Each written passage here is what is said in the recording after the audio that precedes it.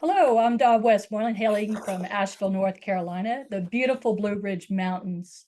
So wonderful to be here in Asheville at this time as we start to transition into different weather. I am happy to talk about workplace issues and issues around that matter because I believe everyone has the right to work in safe and respectful work environments.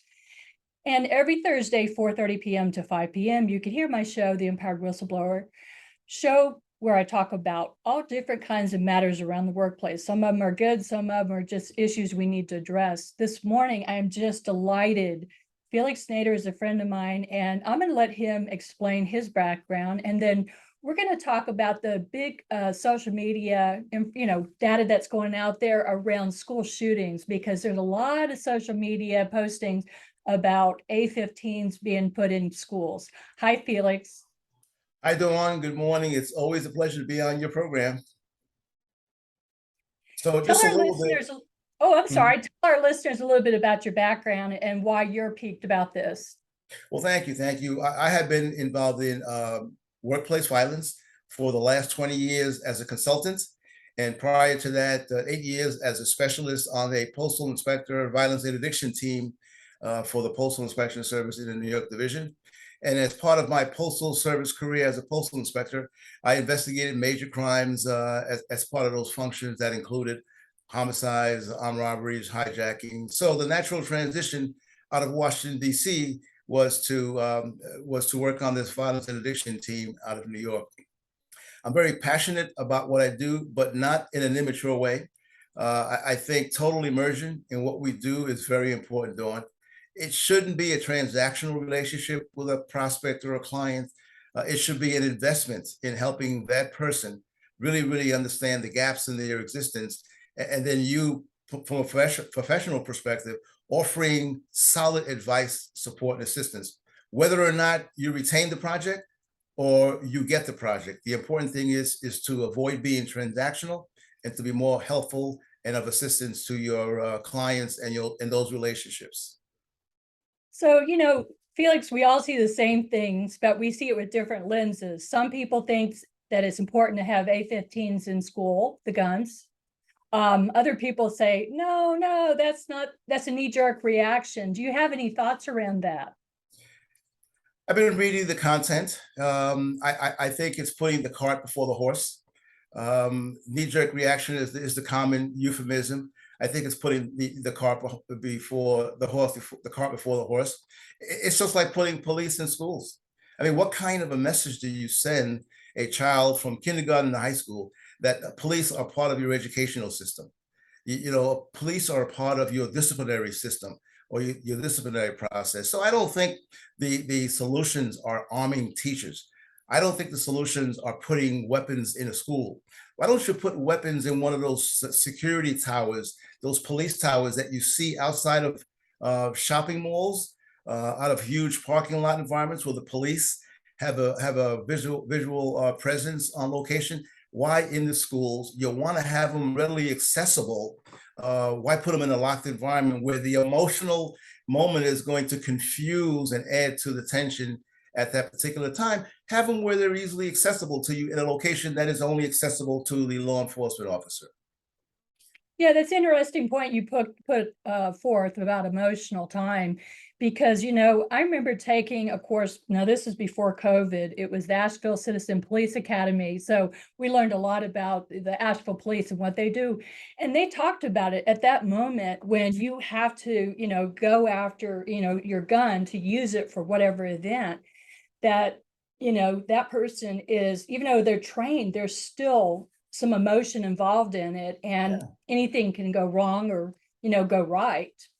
I know that I didn't pose that scenario for you to share in this interview, but let me tell you, it's a reality. I was a firearms instructor for postal inspectors. I was a threat management coordinator for postal inspectors. And I was there the day a postal inspector during a hot live wire shooting situation, a training exercise, shot himself through the knee. So if professionals can make mistakes in a training environment, you know how highly tense and highly tunnelized decision making will be in a emotionally stressed moment. Back in, I think, the late 80s, 88, 89, the New York City Police Department did a study of how many shots fired by their New York City police officers actually hit someone in a center of mass area. 15 shots before they actually hit. I know today's training is a lot better, and I can tell from the shooting encounters with police and their encounters that they're more effective at what they do. But there are those moments when you become emotionalized because you just left home and you want to go home. You're trying to decide whether or not it's the right decision. You're worried about discipline. You're worried about the loss of your job, and you're worried about being killed by the person in front of you. So there are a lot of factors that condense that emotionalized moment into the best decision you possibly could make. Imagine Yeah. being in a school setting like what we saw recently, where you have a gathering of law enforcement and all of this indecision at the Uvalde school shooting situation before somebody finally acts. Yeah. So I wanted to ask you, for the work that you do, you go out there and do risk assessments, because I've known you for years, and you have a strategy plan and you work with the leadership of company. But to get to the point where you are today, Felix, what are some of the skill sets and training that I know your background is strong in security, but to do the kind of work that you do, because what I'm seeing now is a lot of MPs coming out of the military, and they play a very important role, I understand, but a lot of people think that they're qualified to do the job you do. And I'm curious, what does it take to do the job that you do? Yeah, well, when I retired back in 2001, I had no aspirations, intentions, or desires of ever doing anything that required me to be remotely associated with my former career. It wasn't until September 11th that I started getting the calls to reconsider. And my rude awakening came a year later when I decided to hang up my shingle, thinking that my expertise as a postal inspector was going to make a difference in corporate America. Corporate America needs for you to understand, Mr. Nader, that this is not the Postal Service, that you have to understand how corporate America works, that you have to have the vernacular, the lingo, and the conversation commensurate with that realm and that environment, and that you have to bring some typical experience aligned with the kind of client you want to work with. So if you want to work with manufacturing, your military police or the other experience, postal inspector experience, doesn't align with that. You've got to process that information and market yourself in alignment with the particular client you want to work with. And that entails working in those environments, understanding the culture and understanding what their issues and concerns are. Now, one thing I know very well about you, Felix, is you are proactive and you teach leaders to be proactive, but not everybody is proactive. What's the downfalls when they're not proactive against any kind of mass shooting, violence in the workplace? Well, an ounce of prevention is worth a pound of cure. You've heard me say that often, over and over again. I think the goal of avoiding an active shooter is a solid, comprehensive prevention initiative, whether it's at a workplace or a school place, a solid, comprehensive prevention initiative that, taking schools, for example, starts with the school superintendent through the security director, should they have one, and they should have one, right on down to the principals and the schools. It gets managed up and down the line through the school superintendent, not the police. The police are part of that function, and they play a response function. But I think they need to have a collaborative relationship that de-emphasizes the role of police and emphasizes the role of leadership in developing multiple ongoing programs that can assist in diffusing and in creating an environment of proactivity. Because the opposite of proactivity is reactivity. And the definitions of both are glaringly apparent. Reaction means that you have no control over the moment. Proactivity allows you to have control over that moment in reacting appropriately.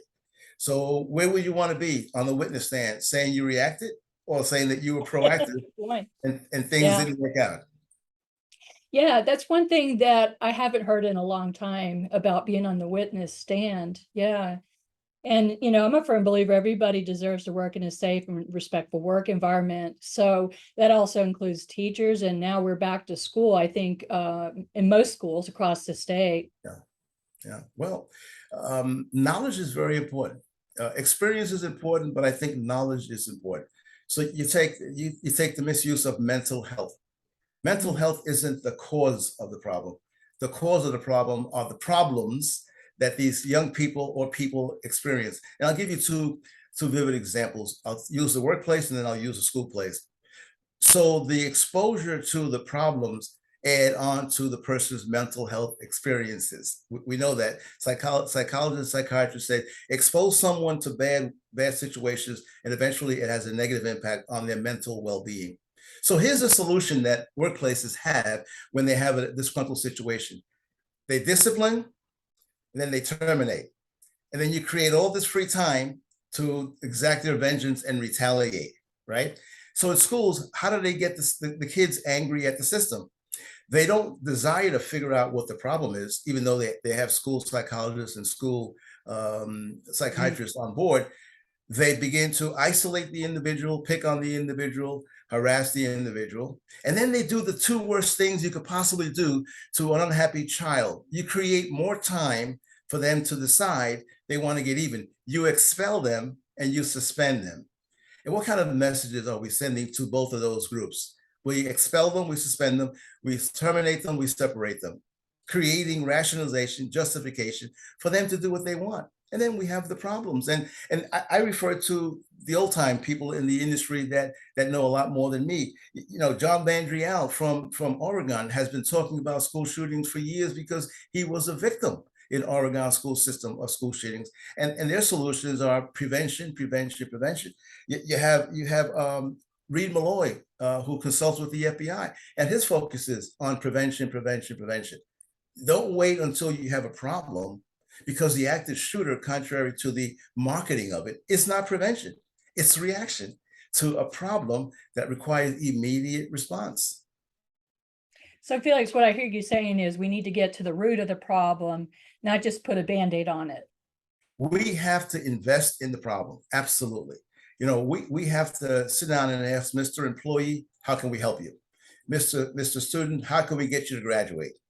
Because they have baggage. There's no doubt about it. We all bring baggage to a school place. We all bring baggage to a workplace. Some of us extreme baggage, you know, bad backgrounds, terrible lifestyles, inability to cope situations that escalate and affect us in our ability to not manage our emotions properly. Yeah, and I know you're familiar with the ACE acronym, where it talks about the different traumas in somebody's life. You know, maybe they were abandoned, mistreated, or something like that. And as you said, they have baggage and they carry that on.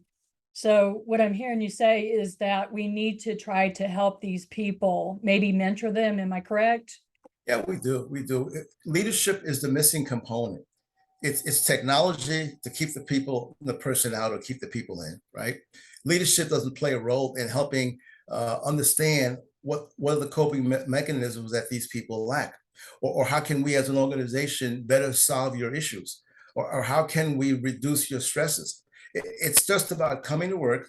That's the reason why they don't want to come to work, Dawn. That's the reason why employees would rather go someplace else than return to their workplaces, because they know returning to their workplaces might be a toxic environment that they enjoyed being away from. So Yeah. the leadership piece is missing. Management needs to, I should say, needs to emphasize the importance of knowing your people. Teachers knowing your students. Stop calling, you know, the school resource officer to manage your situations. Resolve those issues, because if not, the kids are going to be exposed to negativity that should be a benefit to them, but it's going to be translated in their minds as negativity by having a police officer nearby. Only spells problems for them. So we're trying to do the right thing, but unfortunately having the wrong results. Okay. And, you know, I had an assistant principal reach out to me separately saying, what about, you know, the parents' inputs? What about the children's inputs when it comes to school violence and mass shootings? What are your thoughts on that? I refer to studies. I always go back to what smarter people than I have done and have come up with solutions. The Secret Service, along with the Department of Justice study, school violence study back in 2004, said parents should be involved. The community should be involved. You know, it shouldn't be a decision made just by the school or the police. It should be a community-based orientation with solutions focused in on the best practices. And I don't mean standard lockstep best practices for that environment, for that school, for that workplace. And communications is key. And thinking about what you want to do and how you do it, and planning is key. Education is key. Training is fundamental. Right.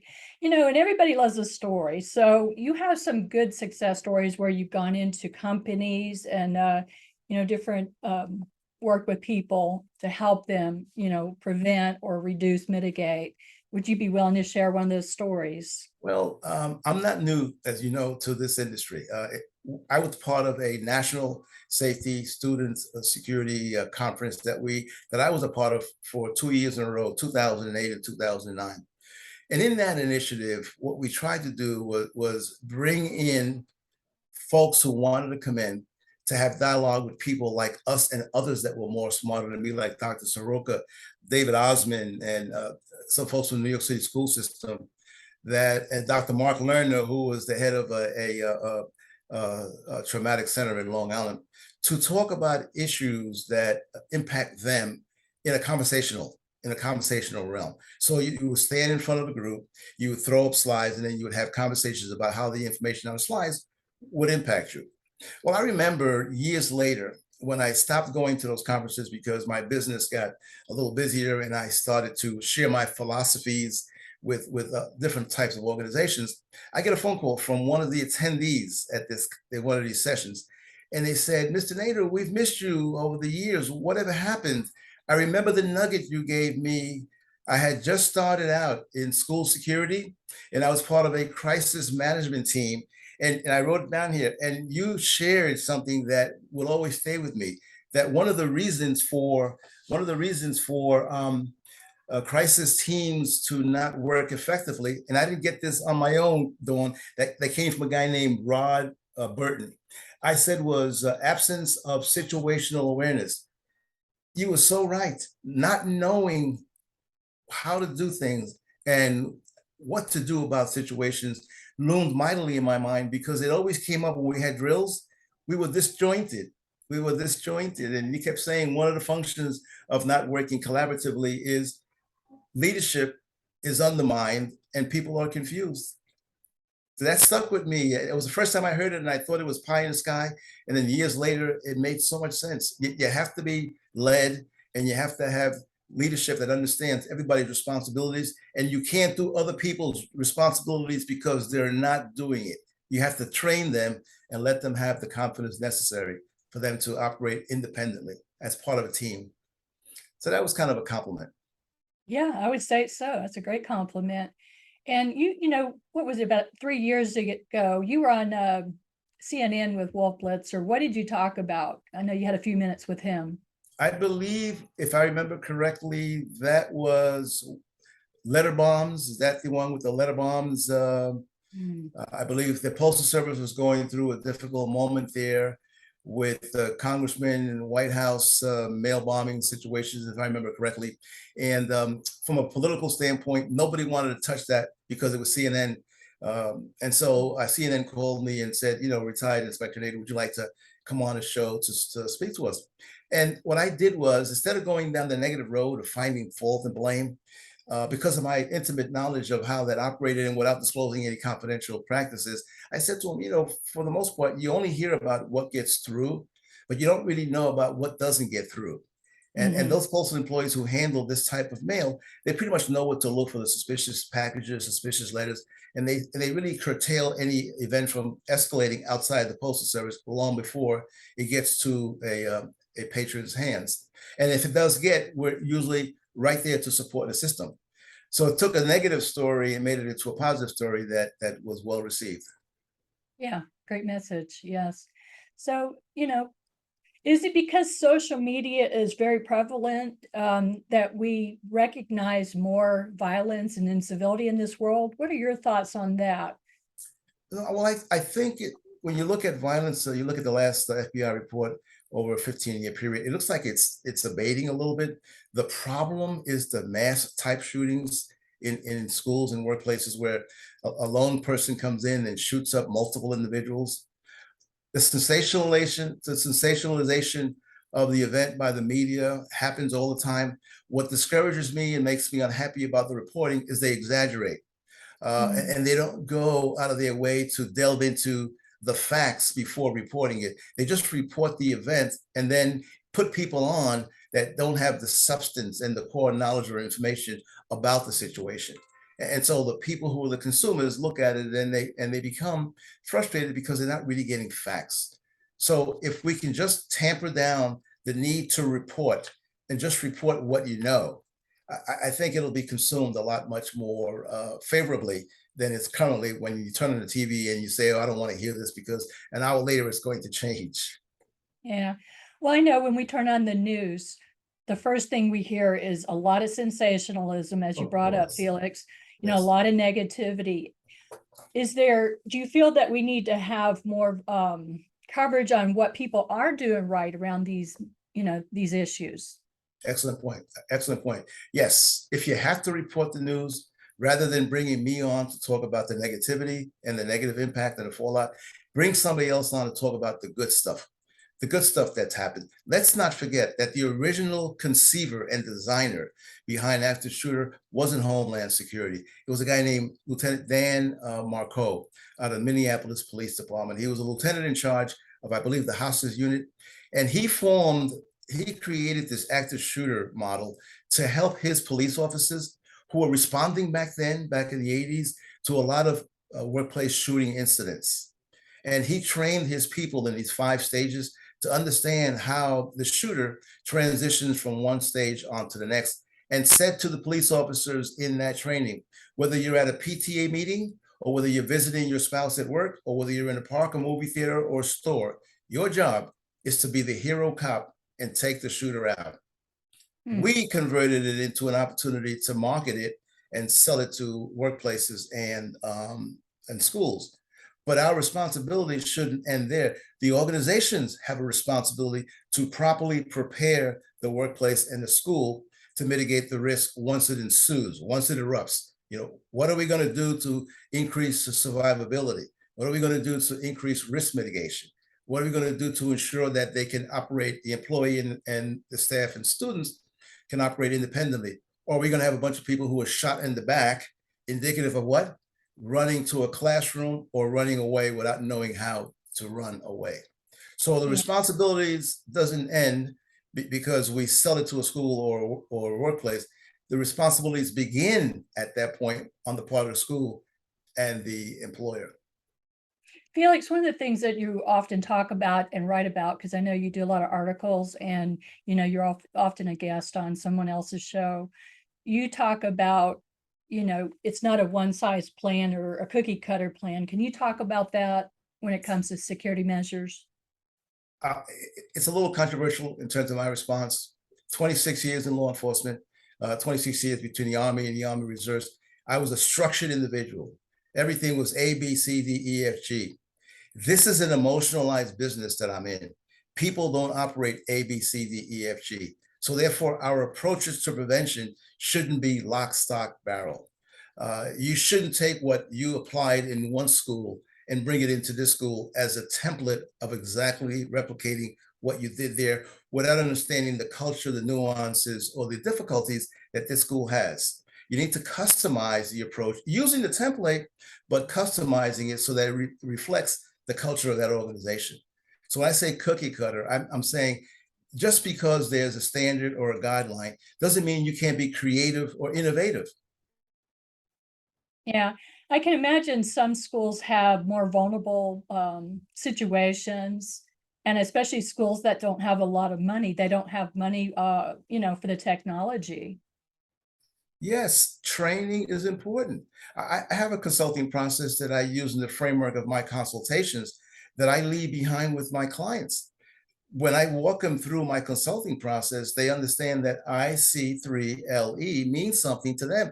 Integration of whatever resources that you have, coordinating those resources, collaborating in a way where you become efficient and comprehensive, and then communicating in up and down the organization and laterally across the organization through appropriate policies, plans, and procedures and training, and then leading it so that it becomes effective within the organization. So everybody understands the CEO's message, the school superintendent's message, the executive director's message in a collaborative fashion. So when there's something that needs to be done, the execution phase is all understood. Everybody knows their roles and functions, and everybody knows what to do. So it's a process that leaves people feeling as though Felix left us with a toolkit full of tools, not a toolkit empty of tools. Yeah. And I can't imagine anybody wanting a child to be harmed. What do we do for our schools that just don't have the money to hire somebody like you or have cameras, technology? What kind of hope can we give people that, they deserve the same kind of safety as any other school? Another study that's not available for me right now, going back to the 80s, said teachers want to come to school to teach. That's why they have school psychologists and school psychiatrists and the other professionals. So respecting everybody's roles and functions and expectations, and then developing an approach that collaborates in a way where we all understand what our roles and functions are, and how it's important to have a little spillover in collaboration. So when a teacher has a problem, they need to know that those resources that are at their disposal are available for them to refer the child. So when there's a problem and a child sees something, the teacher, by virtue of their duties and functions, shouldn't dismiss it because they're too busy teaching. They should make a note of the information and then connect that student with an appropriate individual within the organization. So you don't have to have someone like me, you don't have to have a security director, but you have to have a mindset and a philosophy and a methodology that talks about safety and security as an organization run by the principal or run by the school superintendent in a way that makes it effective and doable and achieving the same results.